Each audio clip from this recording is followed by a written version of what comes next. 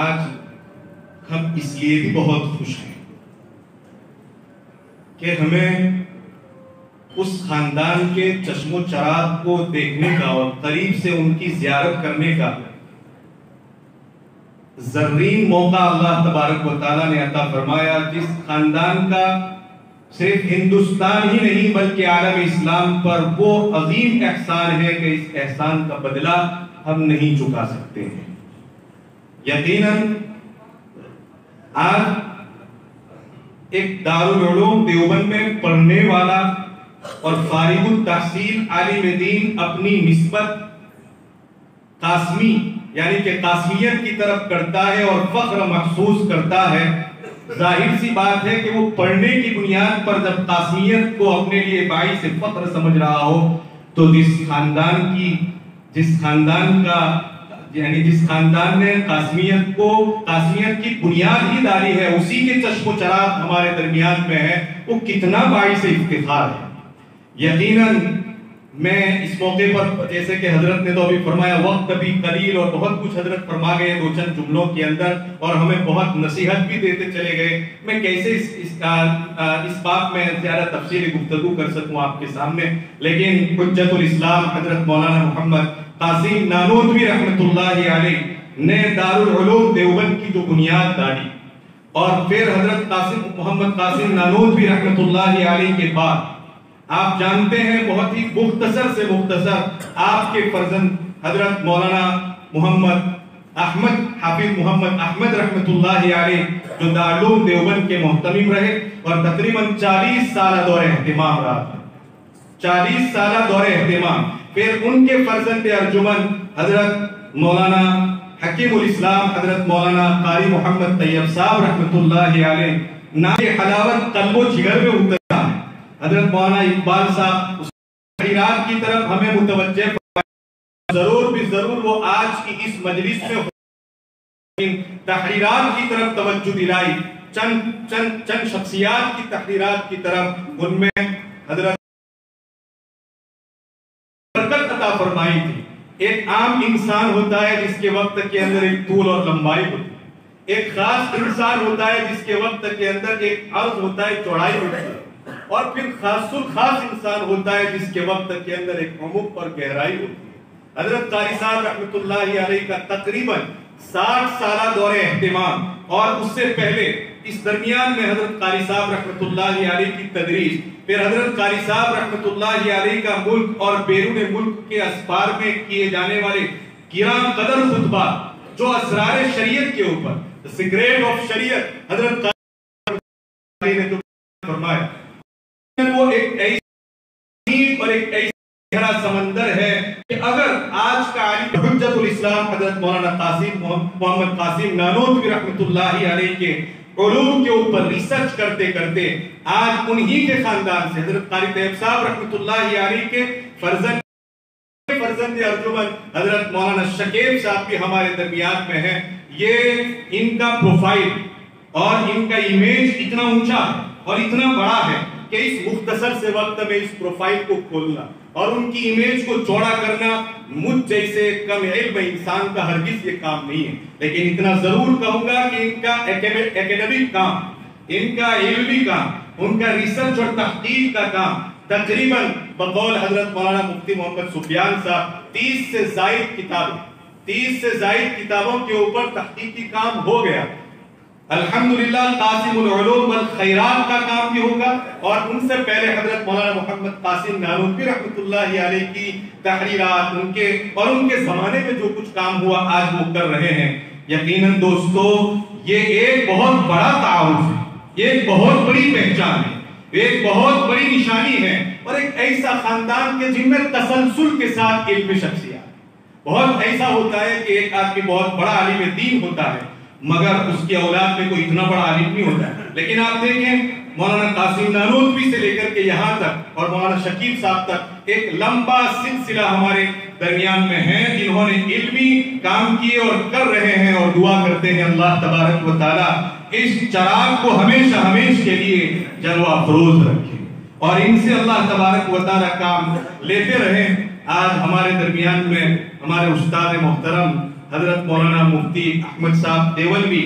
جو کئی جہاد سے ذل جہاد شخصیت جن کو کہا جا سکتا ہے، جن کی علمی کاوشیں بھی ہیں، جو سوشل لائف میں بھی آپ کہیں تو سماجی کاموں میں بھی، اصلاحی کاموں میں بھی، تنظیمی کاموں میں بھی، تربیتی کاموں میں بھی، یہ بھی ایک مثل انجمن کے ہیں، ہمارے درمیان میں تشریف فرمایا، ہم ان کے بھی شکر گزار ہیں۔ اب میں بلا کسی تمہید، مزید تمہید کی، اتنی تمہید بھی بہت لمبی ہے، حضرت مولانا مفتی محمد سفیان صاحب کو دعوت سخن دے رہا ہوں، اور حضرت والا دامت برکاتہم کے لیے میں وقت کی تحدید تو ہرگز نہیں کر سکتا ہوں، وقت کی تحدید کرنا یہ ان کی شان کے بالکل خلاف ہے، لیکن جانتے ہیں کہ بڑی جگہوں سے آنے والے حضرات جو ہے اپنی باتوں کو کس انداز سے پیش کرتے ہیں، ہم دیہاتی لوگ اس طرح کی گستاخی کر لیا کرتے ہیں، لیکن آپ میں کوشش کروں گا کہ اس طرح کی گستاخی نہ ہونے پاوے۔ حضرت سے ہم امید کرتے ہیں کہ آج یہ قلوب آپ کے سامنے موجود ہیں اور یہ لینے کے لیے گویا کہ بےتاب ہے۔ السلام علیکم۔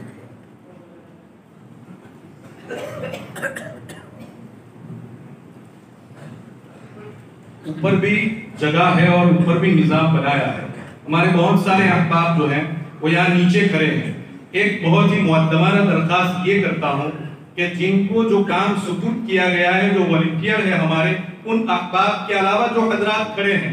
ان کو چاہیے کہ وہ اپنی جگہیں لے لیں اور دوسرے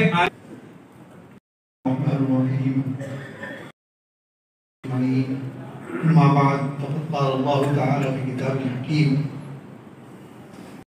تعودوا خلقت لكم وإنكم خلقتم للآخرة صدق الله العظيم وصدق رسوله النبي الكريم أما بعد حضرات علماء کرام، اصحاب علم و فضل، معزز حاضرین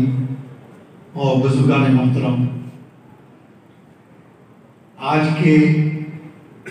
یہ لمحات بے حد مبارک و مسعود ہیں، اس کے گواہ بن رہے ہیں اس سنہری لمحات کے، اور اللہ تعالیٰ نہ صرف یہ کہ اس وقت موجود حاضرین بلکہ مسجد ادا کرنے والے حضرات اس گواہی کے اندر شریک ہوں گے۔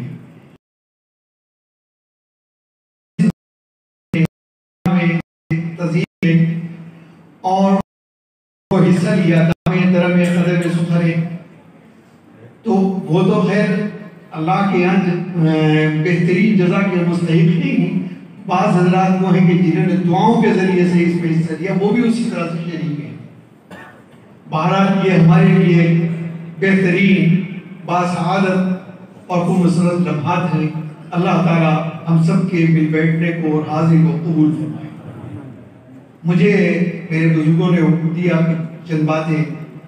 کرنی، بات کی اسی کی روشنی میں چند باتیں مجھے عرض کرنی ہے کہ تعودوا نعمت اللہ، اگر انسان شمار کرنے کو شمار نہیں کر سکتا، کیونکہ جہاں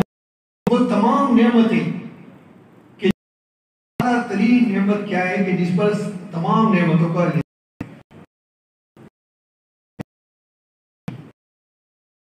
زندگی انتفاع کا اور فائدہ اٹھانے کا کوئی سوال ہی پیدا نہیں ہوتا،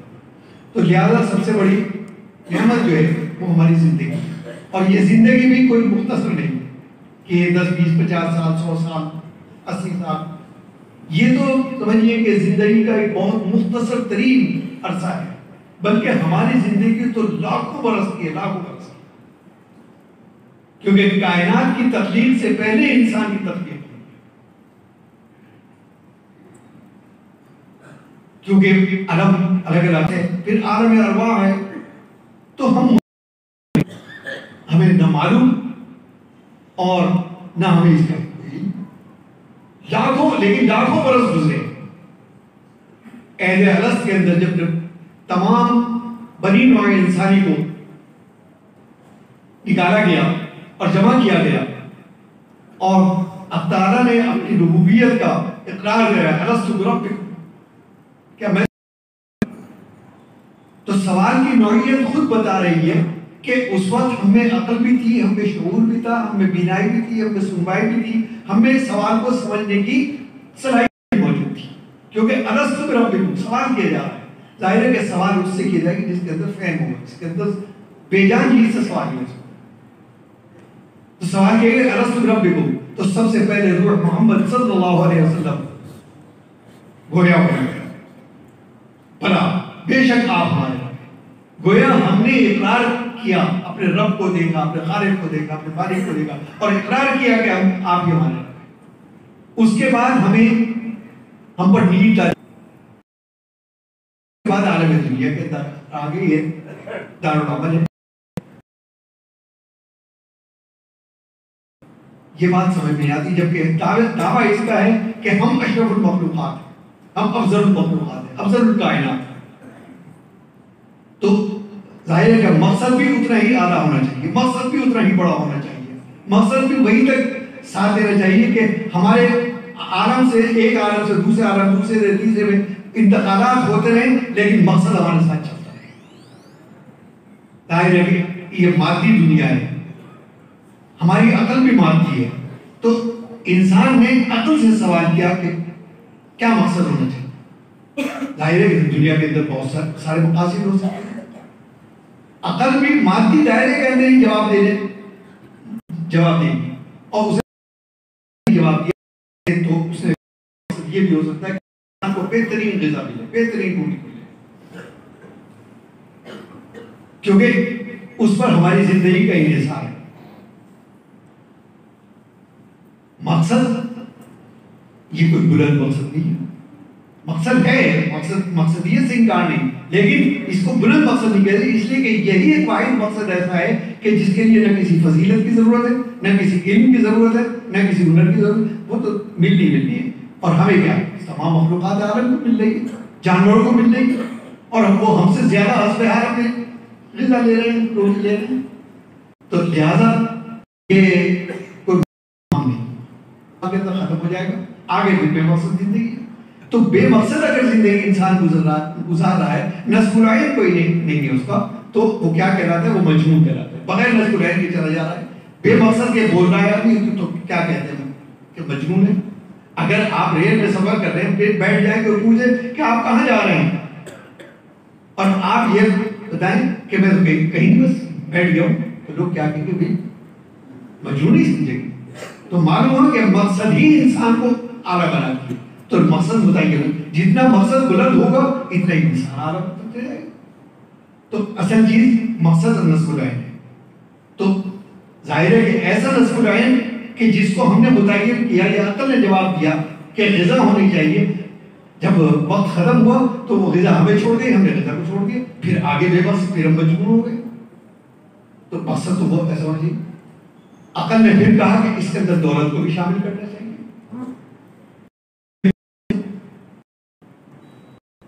بے شک مقصد ہو سکتا ہے اور ہے،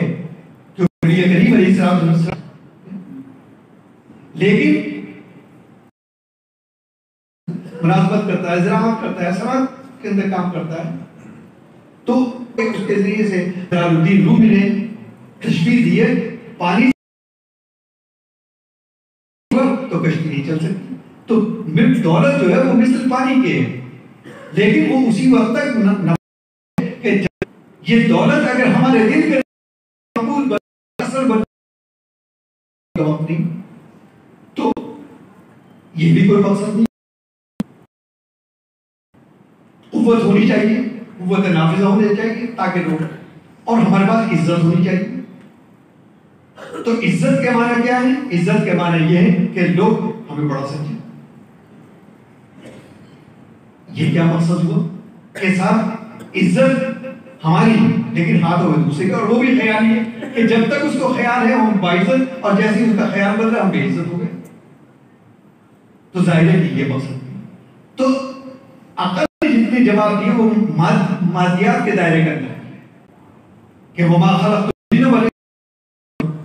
فرما بردار عبادت کا تصور. لیکن اسلام وہ واحد مذہب ہے، وہ واحد دین ہے کہ جس نے ہر عادت کو عبادت، تو چند رسومات ہیں جن کا نام عبادت ہے، لیکن اسلام نے آ کر، کیونکہ اللہ تعالیٰ کی ایک جگہ کہ یعلم ما فی الأعین وما تخفی الصدور، اور کہ وہ تو دلوں کا حال جاننے والا ہے، تو جس نے تخلیق کیا وہ ہماری فطرت کو کیسے نہیں پہچانے؟ ظاہر ہے کہ یہ ہماری فطرت کے خلاف ہے کہ 24 گھنٹے ہم نماز پڑھتے ہیں، یہ ہماری فطرت کے خلاف ہے کہ 12 مہینے روزے رکھتے ہیں، یہ ہماری فطرت کے خلاف ہے کہ سال کے 365 دن ہم روز حج اور جبکہ آیت کا سیاق و سباق یہ بتا رہا ہے کہ ہم سے مطالبہ ہے کہ ہمارا کوئی کے بغیر نہ گزرے، تو وہ کون سا؟ جیسا کہ ہارون رشید کے دور میں یہ بنو عباس سمجھیے کہ بڑے فراست والے اور بڑے اہل علم اور علم کے قدردان خلیفہ گزرے، ان کے اہلیہ کا نام تھا زبیدہ، یہ حج کے لیے آئے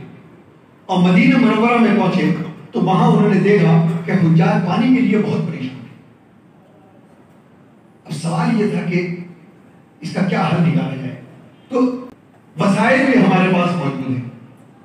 اور زندگی کا باعث ہے، اور اس کی جواب دہی یہ مسئولیت ہے اللہ کے، اس کا جواب دیں کہ سعودی عرب کا وہ علاقہ یہ پہاڑی علاقہ ہے، پانی بہت نیچے ہے، سطح آب بہت نیچے ہے، ظاہر ہے وہاں سے پانی نکالنا کوئی آسان کام نہیں،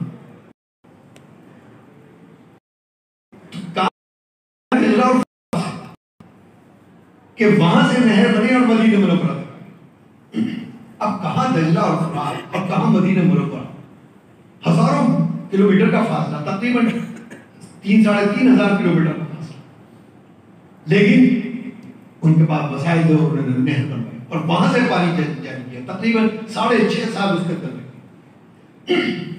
پانی جاری ہو گیا اور یہاں حجاج کو جو پریشانی تھی اللہ نے وہ دور کر دی، انتقال ہو گیا تو انہیں کے معاصر ایک بزرگ نے خواب میں دیکھا اور انہوں نے پوچھا کہ زبیدہ کیا حال ہے؟ کہا کہ میرے اللہ نے میری مغفرت کر، تمہاری تو مغفرت، کہا کہ نہیں، نہر کی وجہ سے نہیں، بلکہ کہ ایسا کون سا عمل تھا جو اس پر سبقت لے گیا؟ کہا کہ میرے کھانا کھانے بیٹھے اور لقمہ توڑا، ابھی لقمہ جو ہے راستے میں ہے کہ انہوں نے وہ لقمہ ایک طرف اور اس عمل میں مغفرت۔ تو اصل چیز یہ کہ عمل کون سا اللہ کے یہاں قبول ہے، ہمیں حکم ہے کہ عمل کرتے رہو، اور جب احتیاط پیدا کر دیتے اس کا نتیجہ یہ ہوگا اللہ تعالیٰ دل کے اندر تقوی کے جذبات پیدا کر دیں کہ کریم کا آغاز متقین سے ہی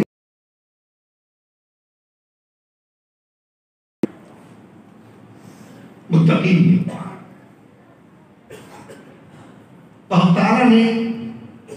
کا ایک انعام تو یہ کہ دل کے اندر تقوی کے جذبات پیدا کر دیں۔ تقوی کوئی ایسی مشکل چیز نہیں ہے، نہ تقوی کو دکھانے والی چیز ہے، نہ تقوی کوئی انسان جان سکتا ہے کہ اس کا یہ پیمانہ ہے، یہ اس کا کرائیٹیریا ہے، یہ اس کے پیمائش ہے، بلکہ نبی کریم علیہ السلام نے فرمایا کہ ان التقوی ہاہنا، تقوی تو دل میں ہوتا ہے جو اللہ ہی جانتا ہے، کس کا اللہ کے کیا مقام میں ہو سکتا ہے کہ ایک شخص کو ہم بہت 4 درجے اللہ نے بتائیے پہلا پریشانیوں سے اس طرح سے نجات عطا فرمائیں گے کہ انسانوں کی رب بے عقل ہم کو بلا کے تم